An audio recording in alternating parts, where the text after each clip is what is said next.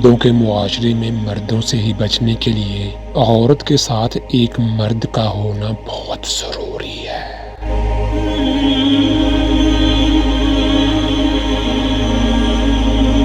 عورت کو سننے کے آداب میں سے ایک یہ بھی ہے کہ سب سے پہلے اس کی آنکھوں کو سنا جائے۔ عورت اپنی زبان اور مرد اپنے ہاتھ پر قابو رکھے تو ایک خوبصورت معاشرہ تشکیل پا سکتا ہے۔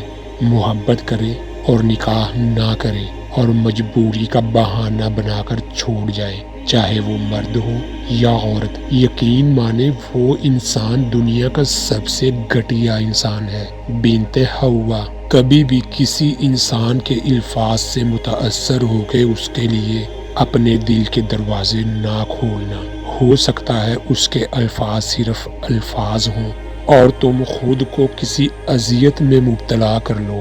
امانت صرف چیز یا رقم نہیں ہوتی، امانت راز کی بھی ہوتی ہے۔ اگر کوئی اپنے جذبات، احساسات بیان کرے تو اس میں بھی خیانت نہ کرے۔ زندگی بہت آسان ہو جاتی ہے جب آپ لوگوں کو اپنی ذات کے بارے میں صفائیاں دینا بند کر کے اپنے کام پر دھیان دینے لگ جاتے ہیں۔ سچائی اور اچھائی کی تلاش میں پوری دنیا گھوم لے، اگر وہ آپ میں نہیں تو کہیں بھی نہیں۔ کبھی کبھار اچھے لوگوں سے بھی غلطیاں ہو جاتی ہیں، اس کا مطلب یہ نہیں ہوتا کہ وہ برے ہیں، اس کا مطلب یہ ہے کہ وہ بھی انسان ہیں۔ عورت گوری ہو یا سانولی، اس میں کشش صرف دو چیزوں سے ہی ہوتی ہے۔ نمبر 1 پردہ، نمبر 2 شرم۔